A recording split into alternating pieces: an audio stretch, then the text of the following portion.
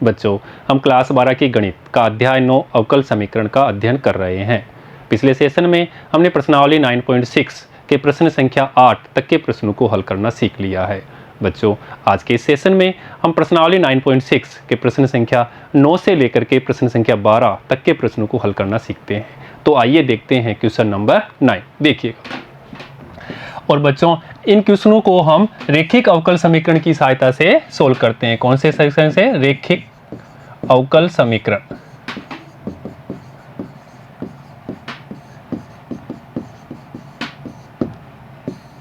अवकल समीकरण की 3 जो मेथड है वो हम पढ़ रहे हैं, उसका तीसरा मेथड है रेखिक अवकल समीकरण। देखिएगा, लीनियर डिफरेंशियल इक्वेशन। तो बच्चों, हम हल करते हैं। हमें दिया हुआ है x dy upon dx plus y minus x plus x y cot x equal to 0। ये हमें अवकल समीकरण दिया है, रेखिक अवकल समीकरण, जिसकी एक कोटि है, घात भी एक है और ये dy बाई dx रूप में है। देखो, तो बच्चों सबसे पहले तो हम इसको लिखते हैं x dy by dx plus y, और इसको भी साथ में रख लेते हैं x y cot x, y के और x को उधर ले गए तो ये x प्लस का हो जाएगा, क्योंकि हमें dy by d x plus p y equal to q रूप में लाना है। तो देखिए x dy by d x, यहाँ से y कॉमन ले लेते हैं तो ये 1 प्लस एक्स कोट एक्स मिलेगा, 1 प्लस एक्स कोट एक्स, ये y इक्वल टू एक्स। अब इस x का दोनों तरफ भाग दे देते हैं, तो लेफ्ट साइड में तो dy बाई डी एक्स बचेगा और राइट साइड में यहाँ पे देखिए भाग देंगे तो 1 अपॉन एक्स प्लस यहाँ पे देखिए कोट एक्स, क्योंकि x से x कट जाएगा और ये y रहेगा। ठीक है बच्चों, भाग दे दिया हमने। ऐसे यहाँ पे देखिए बच्चों भाग देंगे तो 1 बचेगा। अब देखिएगा, ये समीकरण 1 है, इसका कंपेयर हम dy बाई डी एक्स, अब बच्चों यहाँ पे प्लस का है, बराबर का लगा दिया हमने, ये प्लस का है प्लस, देखिएगा ये प्लस के आते जा रहे हैं, सारे प्लस का ही है, ये माइनस उधर है तो प्लस का है, प्लस प्लस। ठीक है बच्चों, अब देखिएगा plus p y equal to q, समीकरण 2। समीकरण 1 और 2 से हम तुलना करके p और q के मान निकाल लेते हैं। तो 1 व 2 की तुलना करने पर, समीकरण 1 और 2 की तुलना करते हैं, इसलिए p का मान देखो बच्चों क्या होगा, 1 upon x cot x, 1 upon x plus cot x. ऐसे ही q का मान देखिए बच्चों, q का मान क्या हो गया, 1 हो गया, q का मान क्या, 1 हो गया। अगले स्टेप में हम इंटीग्रेटिंग फैक्टर का मान निकालते हैं, और इंटीग्रेटिंग फैक्टर हम जानते हैं वो होता है e समाकलन p dx। p का मान निकाल चुके हैं, वो यहाँ रखेंगे, तो देखिएगा e 1 upon x plus cot x dx, समाकलन कर लेते हैं। तो e 1 अपॉन एक्स का log x, वो लिख देते हैं log x, plus coat x का log sin x, वो लिख देते हैं log मोड sin x, ये भी मोड में है। ठीक है बच्चों, अभी देखिए log m प्लस n, तो ये हो जाएगा, इसको लिखेंगे e की power log x sin x, और ये 1 हो जाएगा, इसलिए integrating factor is equal to x sine x प्राप्त हो गया हमें। ठीक है बच्चों, इंटीग्रेटिंग फैक्टर का मान क्या कर लिया हमने, एक्स साइन एक्स प्राप्त कर लिया। इक्वेशन 3, और इसका व्यापक हल हम जानते हैं, व्यापक हल वो हमें याद है, और याद नहीं है तो बच्चों याद रखना है, और इसको क्वेश्चन को सोल्व करते समय यहाँ लिखना है y integrating factor is equal to समाकलन q integrating factor dx plus c, समीकरण 4। समीकरण 3 से इंटीग्रेटिंग फैक्टर का मान x sin x से समीकरण 4 में रखने पर देखिएगा, तो रख देते हैं 3 व 4 से, तो देखिएगा इसलिए ये y और यहाँ पे रखा x sin x equal to कोर q का मान देखिए बच्चों क्या प्राप्त किया था हमने, q इक्वल टू 1, तो यहाँ पे रख देंगे 1 ही रहेगा, तो यहाँ पे x sin x dx। और बच्चों ये फर्स्ट फलन और ये सेकंड फलन लेके हम इसका समाकलन कर लेते हैं, देखिएगा तो ये तो y x sin x ऐसे के ऐसे इज इक्वल टू फर्स्ट फलन x, सेकंड फलन का समाकलन तो ये होगा minus cos x minus first फलन का अवकलन ये 1 और इसका किया तो माइनस कोस x dx। तो y x sin x is equal to देखिए यहाँ पे माइनस x कोस x हो गया, ये माइनस और ये माइनस तो ये प्लस का हो गया, कोस x का समाकलन करते हैं तो वो sin x होगा और ये c। देखिएगा तो y x sin x equal to minus x cos x plus sin x plus c, ये हमारे पास व्यापक हल प्राप्त हो गया। हम चाहें तो यहाँ पे y का मान और निकाल सकते हैं, ये भाग दे देंगे तो y equal to minus x cos x upon में आएगा x sin x प्लस यहाँ पे देखिए बच्चों sin x अपॉन में आएगा x sin x plus c x sin x।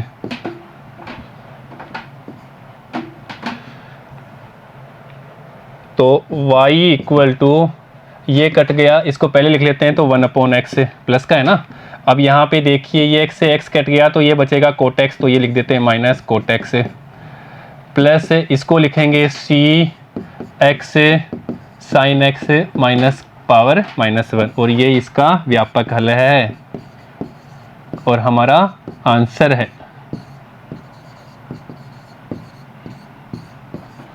ठीक है बच्चों, नोट करिएगा, अच्छा क्वेश्चन है, सारे अच्छे क्वेश्चन है। देखिएगा क्वेश्चन नंबर 10। अब क्वेश्चन नंबर 10 को पहले हमें dy बाई डी एक्स बनाना है या dx बाई डी वाई बनाना है, वो इसको सोल्व करने से पता लगेगा। देखिएगा तो x plus y dy by d x equal to 1 दिया हुआ है। अब बच्चों dy बाई डी एक्स इसको भेज देते हैं उधर, तो 1 अपॉन एक्स प्लस वाई। अब बच्चों ये तो बन नहीं रहा है तो उल्टा करके देखते हैं इसको, dy by d x upon d y लिखते हैं, तो dx अपॉन डी वाई इसको भी उल्टा कर देते हैं, तो यहाँ x प्लस वाई अभी बन गया बच्चों। अब देखो बच्चों इसको हम लिख सकते हैं dx upon d y minus x equal to y, बन गया अभी समीकरण 1। अर्थात ये कौन सा फलन हो गया, केवल y का फलन हो गया। और इसकी तुलना कर लेते हैं, तो बच्चों इसकी तुलना dx upon d y plus P1x equal to Q1 से करने पर, दूसरा रूप है ना dx अपॉन डी वाई वाला, तो P1 P2 P1 Q1 माना था हमने। तो देखो यहाँ से हम तुलना करते हैं, तुलना से, तो देखो तुलना किया तो P का मान हमें क्या मिल गया, -1, P का मान -1 और Q का मान देखिए बच्चों Q बराबर y मिल गया, Q का मान y। अब बच्चों हम इंटीग्रेटिंग फैक्टर निकाल लेते हैं, इंटीग्रेटिंग फैक्टर, और इंटीग्रेटिंग फैक्टर होता है ई पी डी वाई, किसका है ये, y का फलन है तो यहाँ पे dy। अब देखिएगा ई पी का मान -1 dy, तो बच्चों ये हमारे पास में e की पावर -y प्राप्त हो गया इंटीग्रेटिंग फैक्टर, इसको देते हैं समीकरण 3। तो इंटीग्रेटिंग फैक्टर का मान क्या कर लिया, e की पावर -y। अब इसका व्यापक हल, ये भी ध्यान रखना है बच्चों, व्यापक हल अगर dx अपॉन डी वाई है, y का फलन है, तो उसका व्यापक हल होगा बच्चों x integrating factor is equal to Q1 integrating factor dy plus c. ठीक है बच्चों, अब देखिएगा यहाँ से मान रख देते हैं अपन। तो ये x है समीकरण है, इसको दे देते हैं 4। समीकरण 3 से इंटीग्रेटिंग फैक्टर का मान e की पावर माइनस वाई समीकरण 4 में रखने पर तो e की पावर माइनस वाई यहाँ रख दिया हमने, इक्वल टू q का मान देखिए बच्चों क्या है, y है, तो यहाँ पे रख देते हैं अपन y, और इंटीग्रेटिंग फैक्टर का मान e की पावर माइनस वाई, और ये बच्चों dy, ये c। अब देखिए यहाँ पे हम क्या लगा लेते हैं, आइलेट बाई पार्ट्स मेथड। तो इसको हम फर्स्ट फलन, इसको हम सेकंड फलन मान लेते हैं आइलेट से।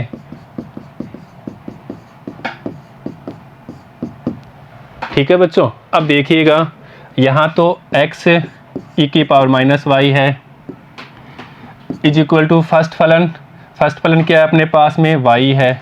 सेकंड फलन का समाकलन करते हैं तो ये e की पावर माइनस वाई, e की पावर माइनस वाई का किया तो e की power minus y, minus y का किया तो -1, वो यहाँ लगा दिया, माइनस समाकलन फर्स्ट फलन का अवकलन 1, सेकंड फलन का समाकलन यही होगा, तो ये लिखा माइनस e की power minus y d y. Again इसका समाकलन करेंगे तो देखिएगा x e की power minus y is equal to minus e की, इसको लिख लेते हैं माइनस वाई ई की power minus y, minus minus और माइनस ये प्लस हो गया बच्चों, माइनस माइनस प्लस, और e की पावर माइनस वाई का हम समाकलन करेंगे e की power minus y d Y, तो ये माइनस हो जाएगा। देखिएगा फिर तो यहाँ पे x e की power minus y is equal to minus y e की पावर माइनस वाई, और ये किया तो माइनस ई की पावर माइनस वाई। ठीक है बच्चों, ये साथ में प्लस सी चल रहा है कांस्टेंट। तो बच्चों x e की power minus y is equal to, यहाँ से माइनस और e की पावर माइनस वाई कॉमन ले लेते हैं, ये माइनस भी ले लिया और e की पावर माइनस वाई भी ले लिया, तो यहाँ पे तो y और यहाँ पे प्लस का 1, माइनस ले लिया तो ये माइनस e की पावर, तो यहाँ तो y और यहाँ पे +1 और ये c, ऐसे कैसे।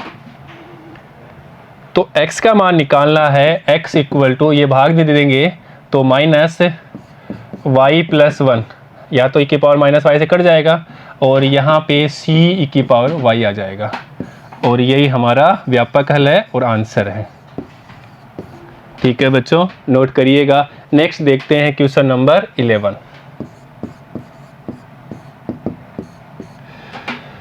क्वेश्चन नंबर 11 में भी हमें निकालना है, इसका व्यापक हल निकालना है। रेखिक अवकल समीकरण दे रखा है, तो पहले हमें dy बाई dx रूप में लाना है, वो कौन सा रूप में dy बाई है या dx है वो इसको हल करने से पता लगेगा। तो y dx plus x minus y square dy equal to 0, ये हमें दे रखा है। तो बच्चों देखिएगा y dx equal to minus x minus y का स्क्वायर, x माइनस वाई का स्क्वायर ब्रैकेट dy। तो बच्चों देखिए एक बार dx अपॉन dy लिख के देखते हैं, तो ये रहेगा ऊपर माइनस x माइनस वाई का स्क्वायर और ये y चला जाएगा। अभी देखिएगा, देखिए इसको सोल्व करते हैं, dx अपॉन dy ये ले आते हैं प्लस x अपॉन y, तो ये x बन गया बात। यहाँ पे माइनस माइनस करेंगे तो ये प्लस को होगा, तो ये हो जाएगा y बचेगा, इसको देते हैं समीकरण 1। तो ये रूप आ गया वो। अब इसकी तुलना हम करते हैं dx upon dy plus p1y equal to q1 से, हम इसकी तुलना कर रहे हैं और तुलना करने से हमें p1 और q1 के मान मिल जाएंगे तुलना से। तो p1 के मान हमारे पास में होगा 1 अपॉन y और q1 का मान हमें y मिलेगा, q1 का मान y मिल गया। ठीक है बच्चों, ये हमने किया। तो ये p1 का मान तो अपने पास में 1 अपॉन, सॉरी बच्चों ये x है, गलती से हमने y लिख दिया, ये x है, x का है, तो ये केवल किसका फलन है, y का फलन है। तो देखिएगा अब इसका निकाल लेते हैं इंटीग्रेटिंग फैक्टर। और इंटीग्रेटिंग फैक्टर होता है ई समाकलन पी डी वाई, ई समाकलन पी डी वाई। और पी का मान हम निकाल चुके हैं, ई पी का मान यहाँ से निकाल चुके हैं 1/y डी वाई। और 1/y का क्या होता है, log y, तो यहाँ लिखेंगे ई log y। ये 1 हो गया, ई log 1 हो गया तो हमें y मिलेगा, तो इंटीग्रेटिंग फैक्टर हमें y मिल गया, समीकरण 3। और इस समीकरण का व्यापक हल होता है व्यापक हल,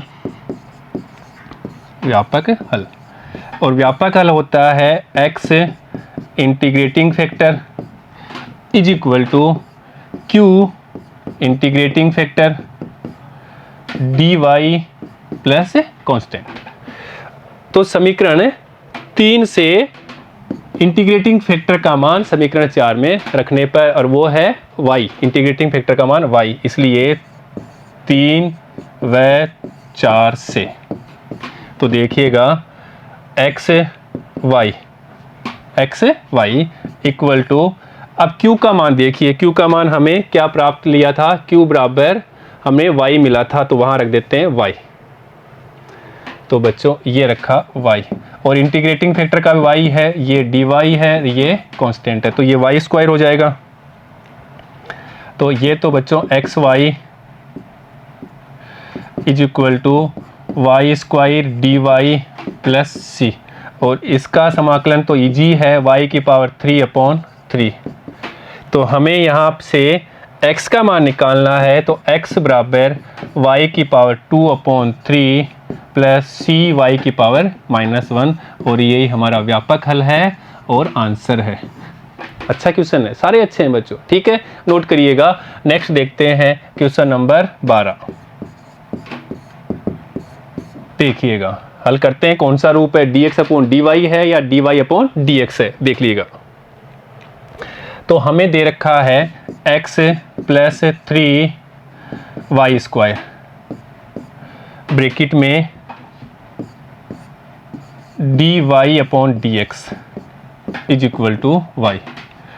अब देखिएगा बच्चों, पहले हम इसको dy/dx निकालते हैं, देखिए मिल जाएगा क्या, dy/dx, तो ये इसके भाग में गया तो y/x प्लस 3y स्क्वायर।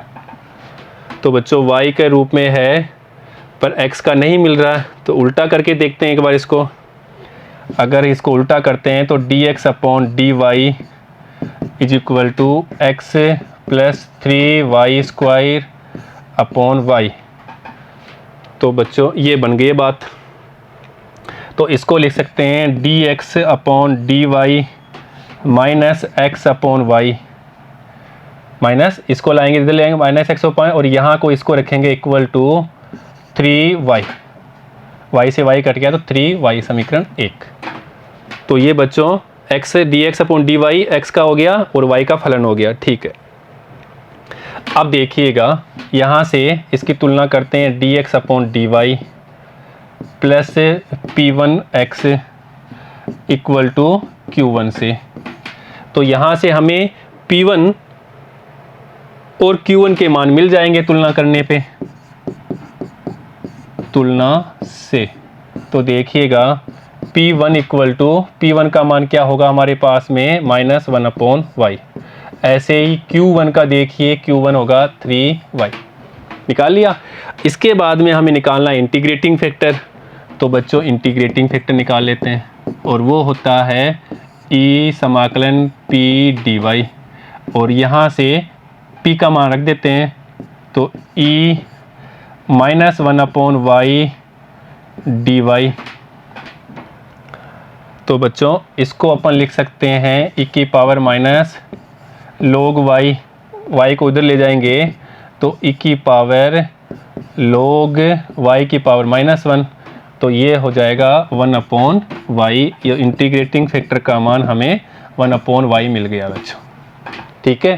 अब इंटीग्रेटिंग फैक्टर का मान मिल गया तो इसको व्यापक हल में रख देते हैं, और व्यापक हल है हमारे पास में, व्यापक हल x integrating factor equal to q1 integrating factor dy plus c, समीकरण 3 और 4 से, समीकरण 3 से इंटीग्रेटिंग फैक्टर का मान 1/y समीकरण 4 में रखने पर।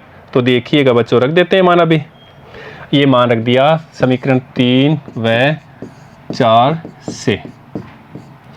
तो देखिएगा x वो यहाँ पे रखेंगे 1/y is equal to q का मान देखो बच्चों 3, क्या लिया था हमने 3y, तो यहाँ पे अपन रख देंगे 3y और इंटीग्रेटिंग फैक्टर का मान 1/y और ये dy और ये c, तो ये y तो y कैंसिल, ये y है बच्चों y।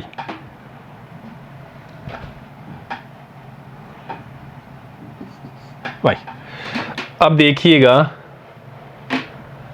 तो x/y is equal to 3dy plus c, तो x/y equal to 3y plus c।